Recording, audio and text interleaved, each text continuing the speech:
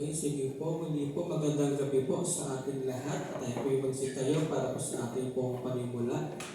Matuloy po natin i-bless ang ating pong Panginoon Diyos sa kabila ng ating pong mga ginagawa sa buong maghapon. Still, our Lord deserves the highest praise na ating pong ibigay sa Kanya. Lahat ng meron tayo, kalakasan, kayamanan, hallelujah Lord. Kasi naman ito, binabalik lahat Lord. Purihin ka aming Diyos na buhay mo. Ito mo, awitin my heart's desire, Lord.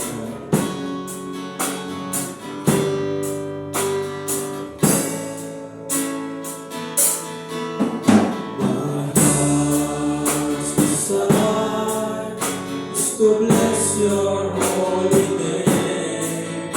My heart's desire is to lift you up today. Even in the times of trouble, even in the times of trial, my heart's desire is to bless your holy name. My heart's desire, my heart's desire is to bless your holy name. My heart's desire is to lift you up today. Even in the times of trouble, even in the times of trial, my heart's desire is to bless your holy name. My heart's desire is to bless your holy name. My heart's desire is to bless your holy name. Tayo po ay lumuko at manalangin. Aming Diyos na dakila sa lahat, salamat muli Panginoon sa patuloy niyo pong pagkilos sa buhay namin. Gaya nga po ng aming inawit Panginoon sa kabila ng trouble, ng trials at challenges Panginoon. Lord Panginoon, ay Lord, kasi po yung laging maging sentro ng buhay namin, Panginoon. At muli, Lord, sa aming pong muling pagsambang ito, Lord, give us a best heart, Panginoon, to worship your name, to glorify your name, Panginoon. Lord God, cleanse our hearts, our mind, upang kami po maging karapat-dapat minsan pa sa inyo pong harapan, Lord God. We humble ourselves, Panginoon, sa inyo pong harapan, Lord. Because worthy sa inyo pong harapan, aming Diyos, Panginoon. Ito po ang aming panalangin sa pangalan ni Jesus. Ang lahat po magsabi ng Amen. Amen. Kunin mo ang Panginoon, kanabil nito.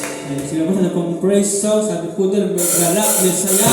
Ito po ang Panginoon Diyos. Amen. Hallelujah.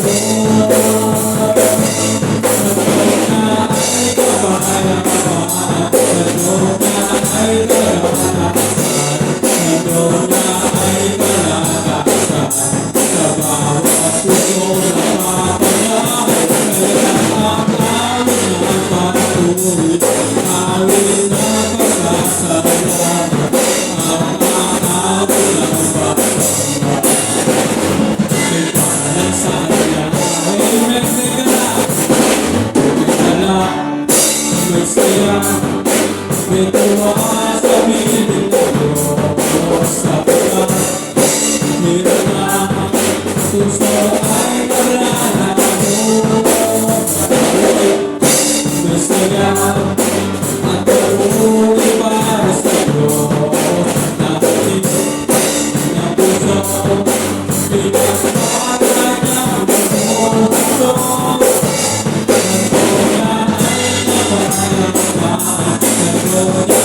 ay kagana, motor niya ay kagana, sa bawat puso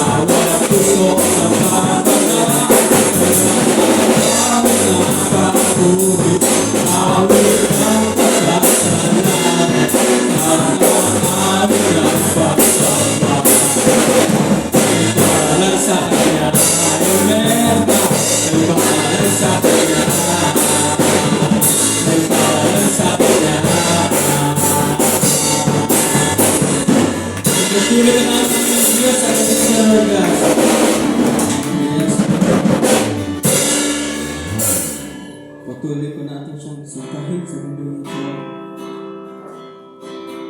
Puso ko'y dinutulog sa iyo, Lord. Ang buhay namin ay para lamang sa iyo, aming Diyos. Hindi po, ulitin po natin ito na nagmumula sa ating puso.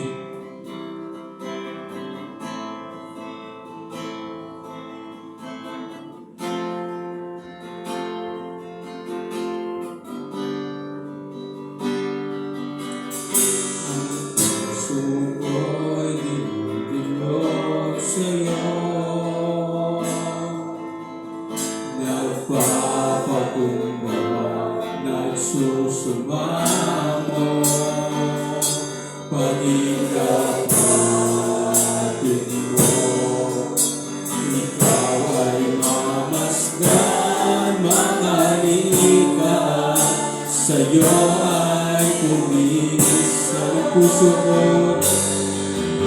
Ang puso ko'y dinudulog sa'yo.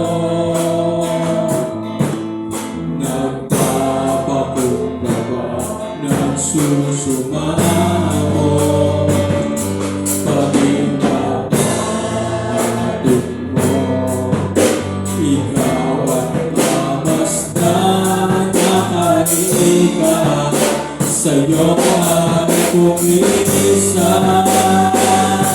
Loobin mo ang buhay ko'y batid, bagay mong tahanan, lulukan ang iyong wagas na pagsikat. Daluyan na wala hanggang wala, papulit pagsamba, mahari ka o Diyos, ngayon at kailan ang puso mo. Ang puso ko'y dinudulog sa'yo.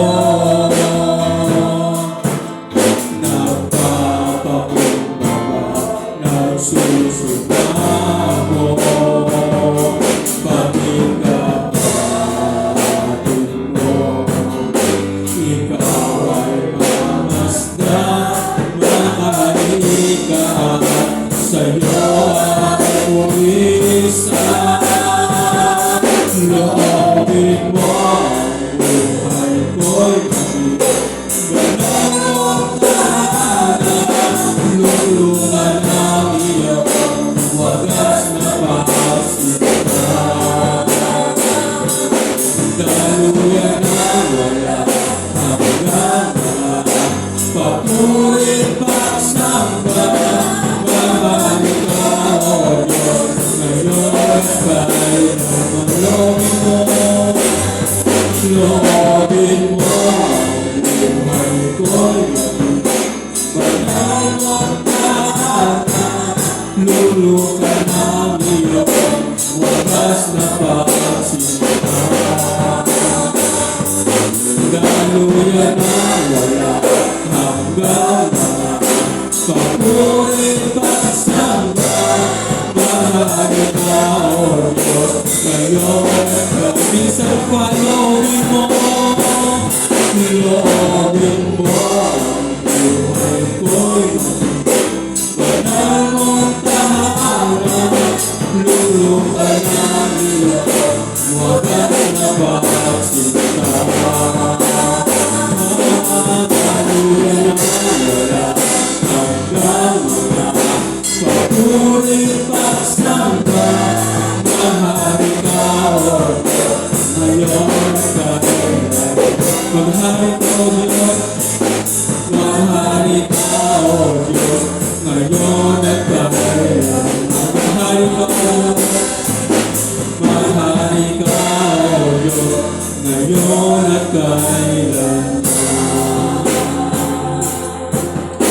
Hallelujah, Lord. Patuloy po tayo magsambit ng mga papuri sa ating Panginoong Diyos. Buksan po natin ang mga puso sa Kanya. Hallelujah, Lord God. We worship your name, Panginoon. Patuloy kong kumilos sa aming kalagitnaan ng ito, Panginoon. Hallelujah, Lord God. Lord, we have declared it, Panginoon, sa aming renewing na aming may, Panginoon. The revival for this church, Panginoon. Lord, for this year, 2025, Panginoon, we're claiming for the revival, Panginoon, of this church, Panginoon, sa lahat ng mga ministries, Panginoon. Revive this church, Lord God. Revive this church, Panginoon. Hallelujah. For this year, Panginoon, we're claiming, Panginoon, for the revival ng mga members, Panginoon. Purihin ka amin, Diyos, Lord God. Loobin mo, Panginoon. Loobin mo ang buhay ko'y maging banal mong tahanan.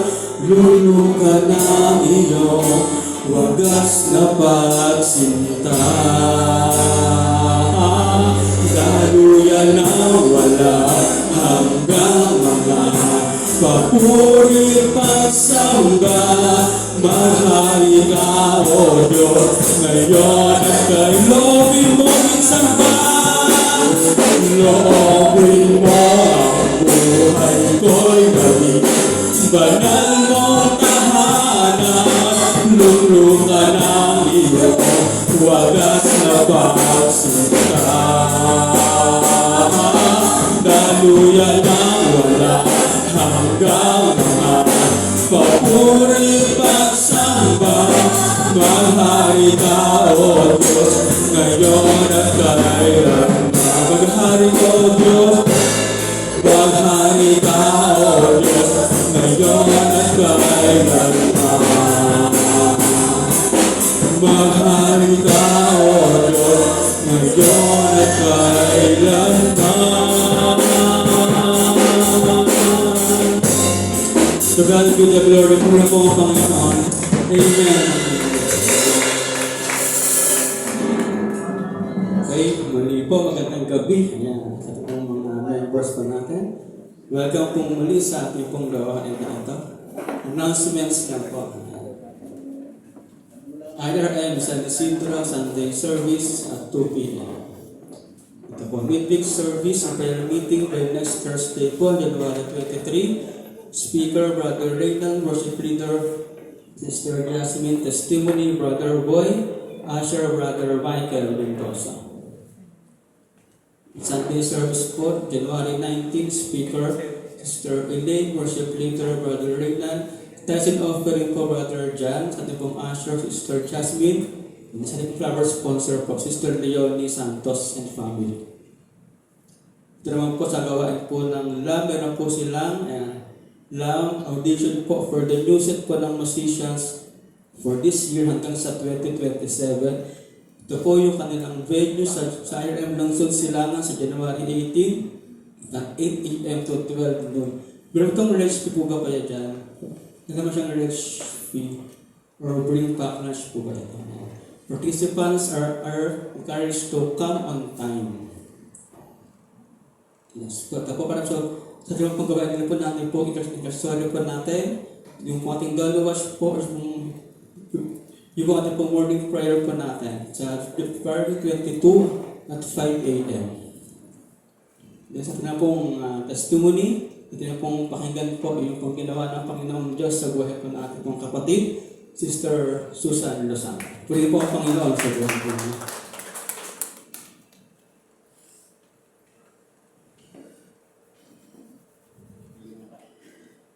Magandang gabi po sa ating lahat. Nagpapasalamat po ako sa Panginoon sa mga biyaya at pag-iingat niya po na pinagkakaloob niya po sa amin sa loob po na isang taon, nakarang taon po. Marami pong blessings, marami din. Minsan po na akalimot po tayo sa Kanya, pero mabuti ang Panginoon dahil pinapaalala niya talaga na hindi dapat gawin ito o gawin yung hindi kalugod-lugod po sa Kanya. Maraming salamat din po dahil may mga pangarap din na narating, natupad, ganun po, na kahit simpleng bagay man lang na Na-share ko lang kung ano kasi. Sabi ni Kuya Ray, sabi niya, paano ba pumunta sa sa Ocean Park? Sabi ko, mahal doon. At saka kailangan may sasakyan, ganito malayo. Salamat naman po sa Panginoon dahil nung Pasko, tinip po kami nila Teta at saka si Jomar. Wow, sabi ko, bis grande po. Parang bata, yun siyempre namasyal, yun po na siyempre hindi mo naman nakalain na yung bakit nga hindi ka na makapunta. So yun po, na simpleng pangarap, simpleng na natutupad naman po na dahil po sa biyaya po ng Panginoon, yun po, maraming salamat po sa mga kahit papano nakakaraos din po dahil ilang buwan na rin ako hindi nakakapagpunta, November pa ho. Pero ayun po, nakakaraos din po na sa biyaya po ng Panginoon. Yung pinakamagandang po na blessings po, yung hindi po nagkakasit ang pamilya, yun po. Nakadalaw din po kami sa sa Cavite po nung linggo. Yun po, maraming salamat din po dahil kahit papano nakapag-abot din. Yun. So, masarap talaga sa pakiramdam na nakakapag-abot ka rin, na kahit kunting bagay man lang, kahit dahil natutuwa din yung mga binibigyan po. So, yun po, salamat po sa Panginoon. To God be the glory po.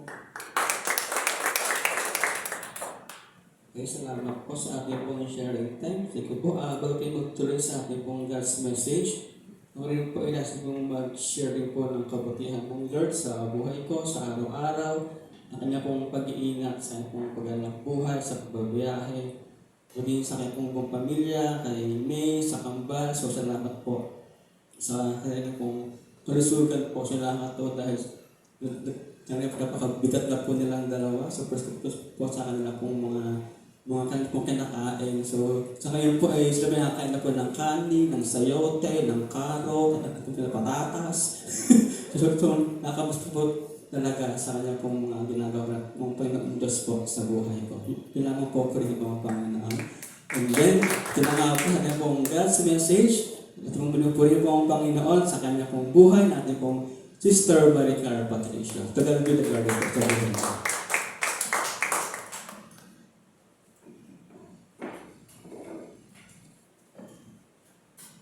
Hindi po, i-dedesunod ko din po yung anak mo.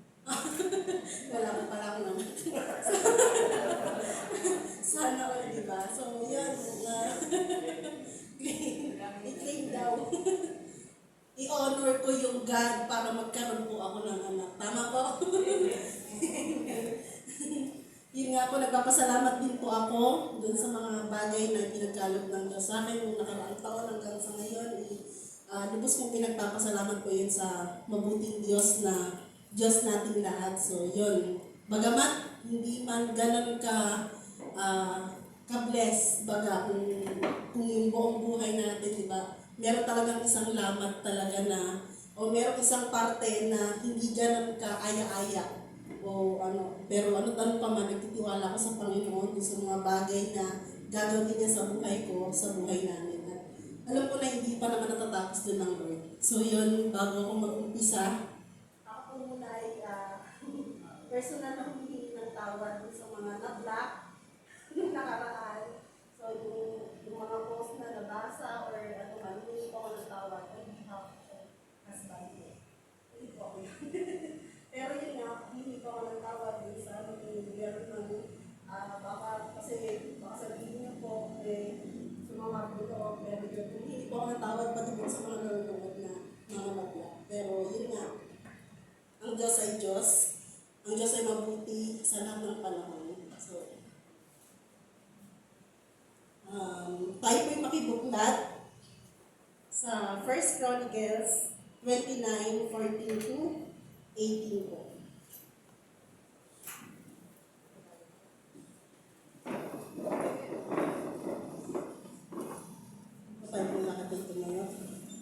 Sabi po sa English, babasahin ko po muna sa English, babasahin ko po sa Tagalog. 1 Chronicles 29, chapter 29, verses 14 to 18. But who am I and who are my people that we should be able to give as generously as this. Everything comes from you. We are foreigners and strangers in your sight, as well as our ancestors. Our days on earth are like a shadow without hope. Lord our God, all this abundance that we have provided for building you a temple for your holy name comes from your hand, and all it belongs to you. Sabi po sa Tagalog, Unang Kronika, chapter 29, verses 14 to 18 po. Ngunit sino ako at ang bayan ito? Buong puso kami nagkakaloob sapagkat ang lahat ng ito ay galing sa inyo at ibinabalik lamang namin tulad ng aming mga ninuno. Kami nga'y mga dayuhan ang naglalakbay lamang. Ang buhay namin sa daigdig na ito ay parang anino at pansamantala lamang. 16. O Yahweh na aming Diyos, ang lahat ng kayamanan ito na aming ibinigay para ipagpagawa ng iyong tahanan ay sa inyo rin nagmula. Verse 17, alam kong sinisaliksik ninyo ang aming puso, ang puso ninyo ang puso ng bawat tao, at natutuwa kayo sa mga matuwid. O Diyos, buong puso ko'y pinagkakaloob sa inyo ang lahat ng ito. Nasaksihan ko rin ang buong puso at may kagalakang pagkakaloob ng inyong bayan na narito ngayon. Verse 18, Yahweh, Diyos ni na Abraham, Isaac at Jacob, na aming mga ninuno, panatilihin ninyo sa isipan ng inyong bayan ang mga layunin nito at akayin ninyo silang palapit sa inyo. Tayo po manalangin bago tayo magsa. Panginoon, salamat po Panginoon sa gabi po ito, Panginoon, na pinagkalab niyo po sa bawat isa amin, Panginoon Lord.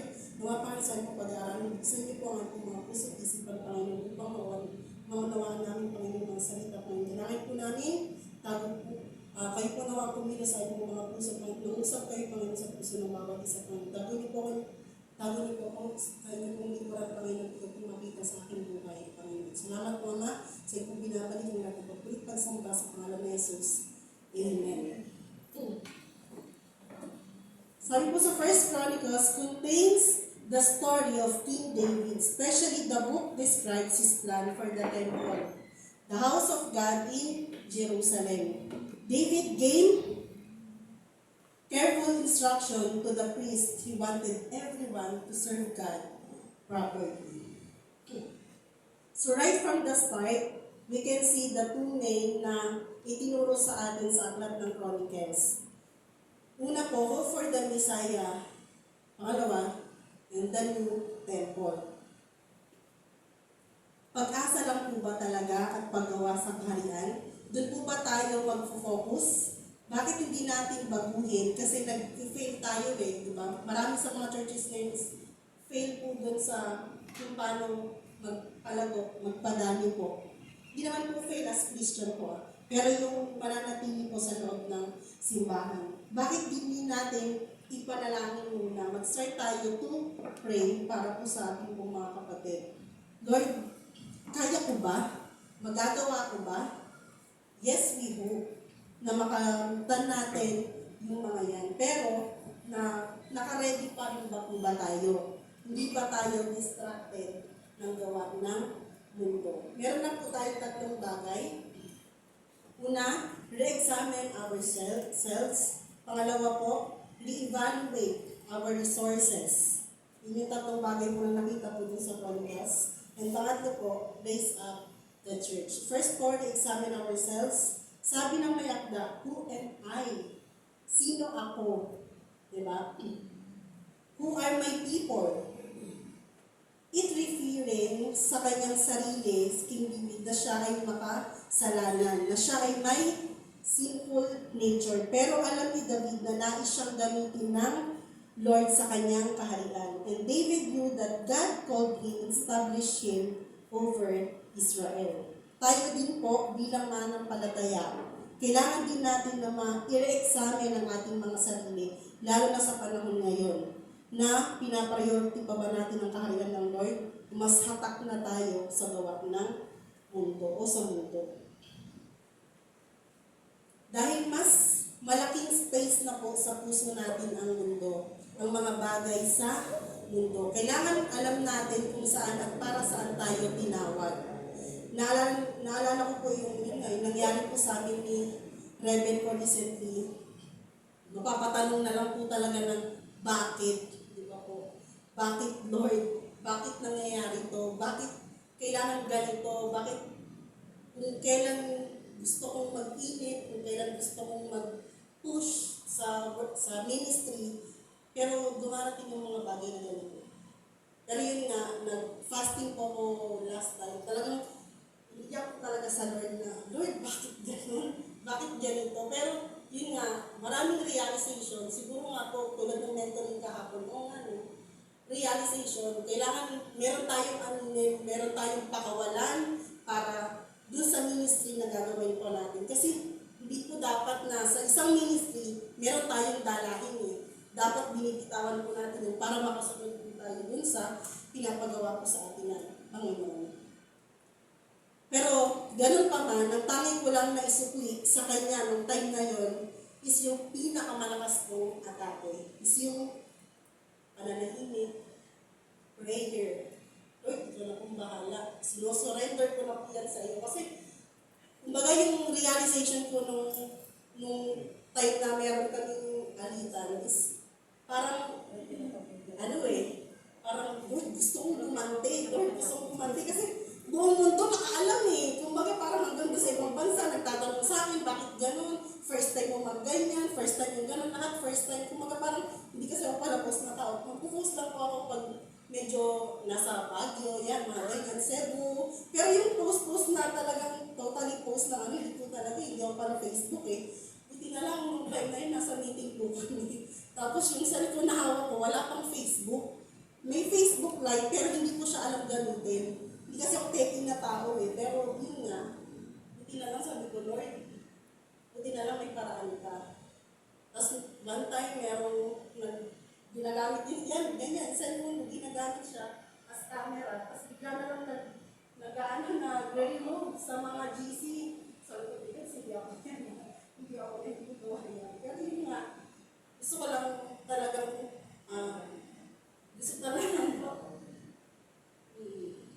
yun nga. Kaya yung prayer ko nung last is, Lord, tanggalin niyo po sa akin yung gusto kong gawin.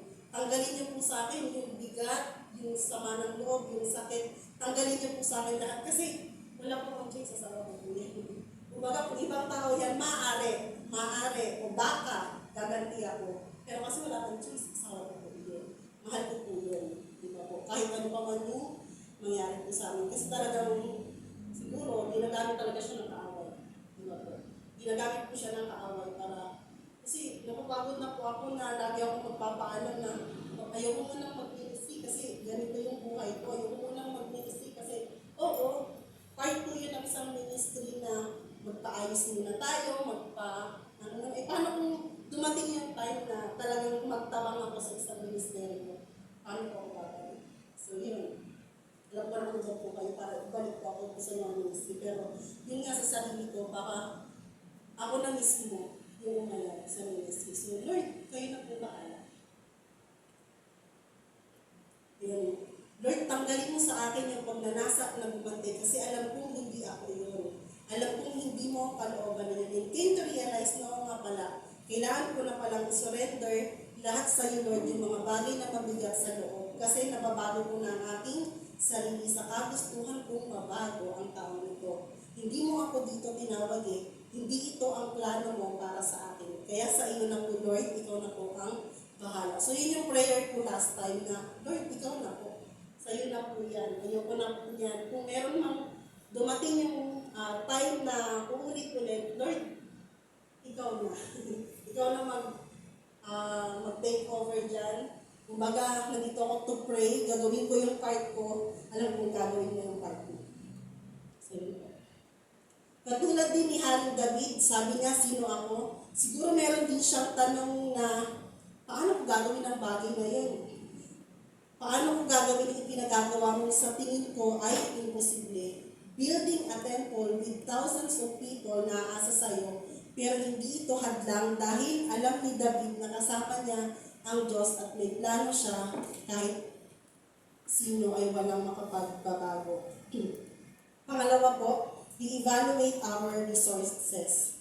Sometimes building something impossible sa tingin ng tao ay talagang hindi nangyayari. Pero para sa Lord, walang imposible. Sabi po sa verse 16, O Yahweh na aming Diyos, ang lahat ng kayamanan ito na aming binigay para ipagpagawa ng iyong tahanan ay sa inyo rin nagmula. Ano po ba ang pangarap natin? Lagi ko ito narinig. Ano po ba yung pangarap natin sa church natin? Maging ano po ba? Mega church. Yes. Tama naman po yung pangarap po natin. Pero in this passage, we find King David reflecting on the significance of the temple he desires to build for the Lord. Siyempre, magdi-desire siya ng isang malaking church, di ba po? Paano naman yun magagawa? Siyempre, sa tulong ni Lord. It is a reflection na marapat lamang na ibalik natin sa Panginoon ang para sa Diyos sapagkat siyang nagkakaloob ng lahat ng bagay. We-evaluate our resources. Ang Diyos ang nagbibigay ng lahat ng bagay. And David acknowledged that everything belongs to God. Nowadays, churches needs prayers para sa bagay na ito. Minsan, guilty po ako dito. Kasi may time po na kapag, lalo na pag madami na po akong bayarin, bagsak na, talagang sabay-sabay. Kumbaga parang, Lord, sa akin dito. Kumbaga parang, yun nga. Pero, ganun pa man, kahit nag-jijik ako, pero this scripture reminds me that everything I have, everything is from God. He created all things that supplies all I need daily. Bakit hindi ko ibalik sa Kanya yung para sa Kanya? Kaya this 2025, praying po ako and hoping na magawa ko po yung bagay na dapat para sa Lord. Is maibigay ko po ng wala po po. Katulad nung kay Nanay Susan, kumbaga, i-raise up niya pa. Diba? Hindi niya doon lang sa kung ano lang yung ibibigay niya, kundi itataas niya pa po. So sana po, ipag-pray na din po ako. At sana kayo rin po at ang bawat sa atin ay maging kabahagi dahil ito ay para sa paglago ng ating bahay-sambahan din naman. Ginagamit upang mas maraming kaluluwa ang maabot. May mga bagay tayong aalalahanin, pero sino ba ang nagbibigay nito, di ba? Hindi naman po siya madamo. So, wala tayong karapatan para hindi iyon ipagkaloob sa Kanya at ibalik. Sa pangatlo po, raise up the church. Ang church ba ay masasabi mo ba, itong building na to, itong apat na sulok ng church na ito. Ang building na ito ay kagaya din ng gumubuho, nasisira, katulad ng ibang mga itinayong church, diba? Yung sa may buhol, nagkaroon ng lindol, bumuho, bumagsak, kumbaga. Ang tawag ko dito ay church building.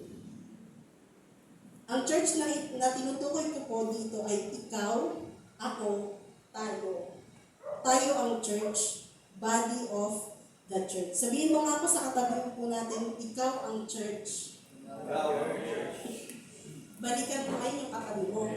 Hindi. Tayo ang church.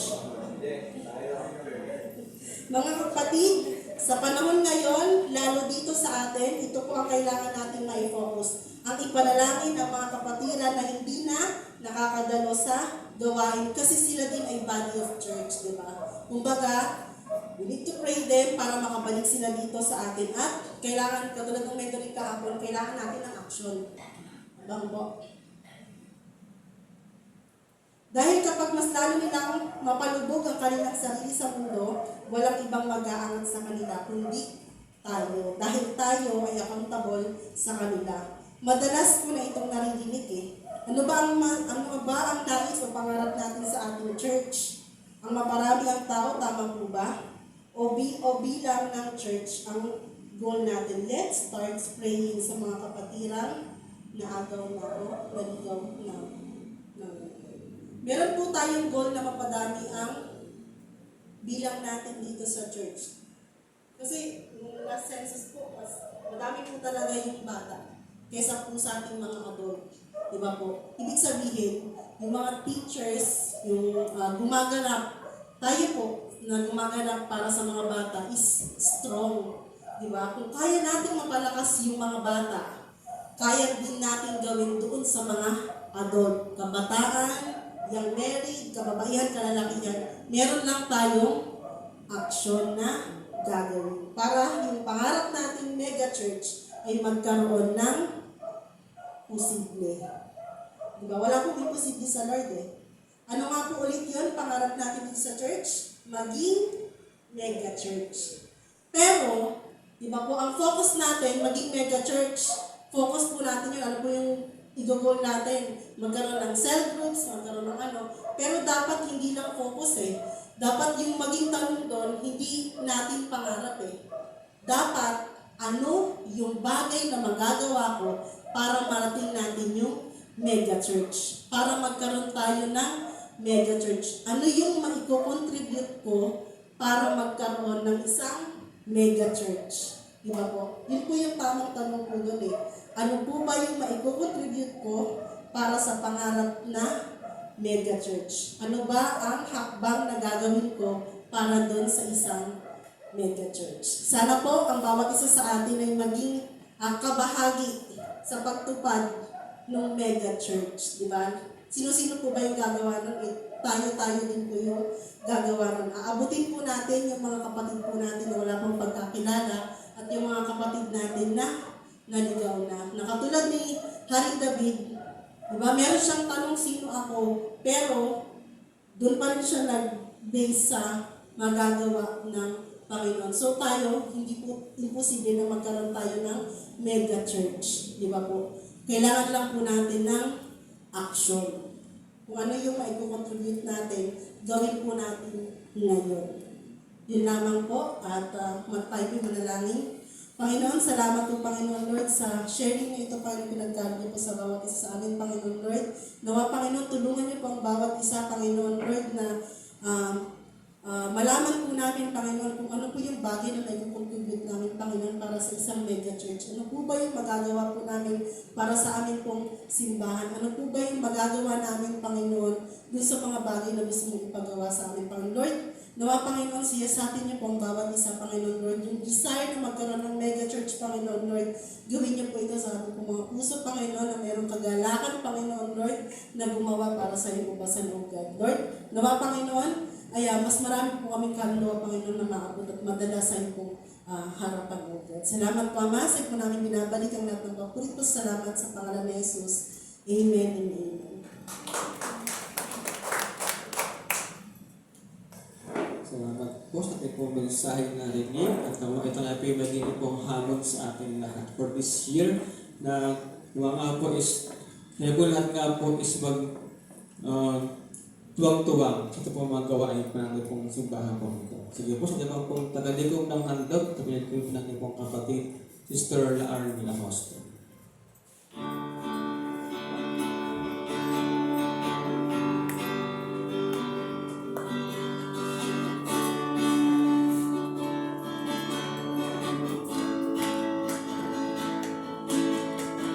Hindi na magbigay sa gawain ng Diyos. Kung nais mo ika'y kapalain na Diyos, halina ihandog ang mabuting alin, kasabay ng pagsambay, pagpupuri.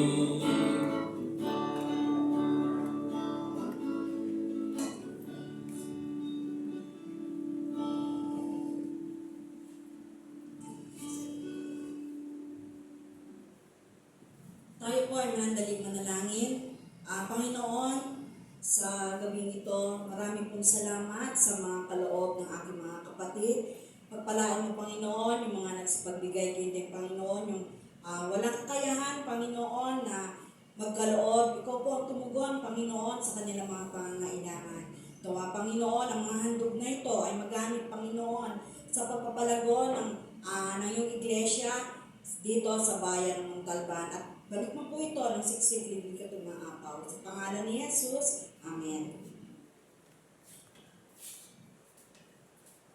Okay, sige po. Ito yung muling magsi tayo para po sa ating pong pangwakas po natin awitin. Salamat din po sa itong gawain po ito. Hallelujah.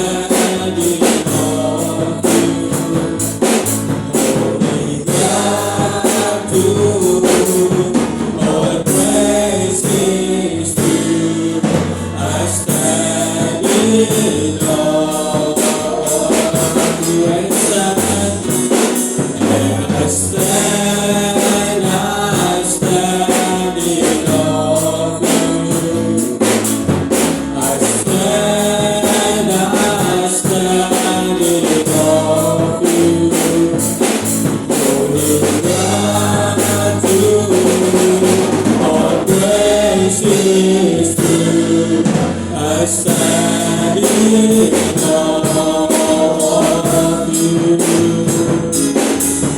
I stand in awe of you.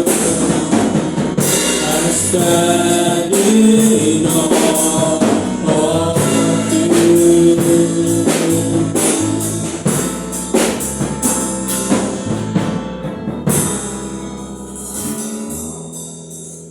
Lord, salamat po sa grupong ito, sa iyong mga salita na nagpapaalala po sa amin na sa aming buhay, Panginoon, ang lahat ay sa iyo. Ang mga bagay na pinagkaloob mo po sa amin ay dapat, Lord, maging mabuting katiwala po kami. Lahat, Lord, ay wala kaming pag-aari, kundi lahat ay sa iyo maging ang buhay po namin. Masumpungan mo sa amin, O Diyos, ang katapatan na sa aming buhay, Panginoon. Patuloy, Lord, na aming siyasatin, Panginoon, aming mga sarili na kung saan, Panginoon, kami ay mabuhay na patuloy na ginagawa ang iyong kalooban. Ikaw ang Diyos na gumawa, ikaw ang Diyos na kumilos, Panginoon, sa buhay ng iyong mga anak. Pagpalagi mo po ang bawat isa, aking dalangin, patuloy, Lord, na lumalim sa iyong salita, lumalim, Panginoon, sa pananalangin, lumalim, Panginoon, Lord, sa kasipagan, sa pagdalo sa iyong mga gawain. Madalangin po ako, Panginoon, patuloy mo pong kalingain, Panginoon, at ang kanilang mga, Lord, pinagkakakitaan, hanap buhay, trabaho, business. Lord, dalangin ko po na ikaw ang magpala, Panginoon. Higit sa lahat, Panginoon, ang patuloy na, Lord, paglalim sa pananampalataya ng bawat isa ay magamit mo po na daluyan ang iyong salita patungo, Panginoon, sa kanilang kapwa na wala pang kaligtasan. Salamat sa iyong kabutihan. Salamat sa iyong pag-ibig. Salamat, Lord, sa iyong katapatan. At sa gabi po ito, sa pagtataas ko po ng aking kamay, iparanas mo po sa amin ang iyong pong mayamang basbas. Ang pag-ibig ng ating Amang nasa langit, ang patuloy nating maranasan, ang pagliligtas ng ating Panginoong Hesus at ang patuloy niyang pagpapalago sa ating pananampalataya at gayon na rin ang pakikipisan ng diwang banal nang siyang sumaating lahat mula ngayon at sa magpakailanman. Amen. Amen.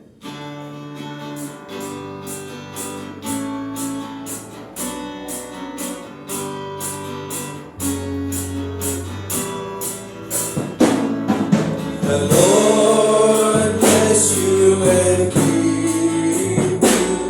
The Lord make his face shine upon you and give you peace and give you peace forever. The Lord be gracious to you. The Lord make his face shine upon you and give you peace and give you peace forever. Okay, God bless you po. Mamaya po, wala po munang uuwi. Lahat po ay magpipray. Ano po? Lahat, wala pong uuwi. Ay, kapayapaan at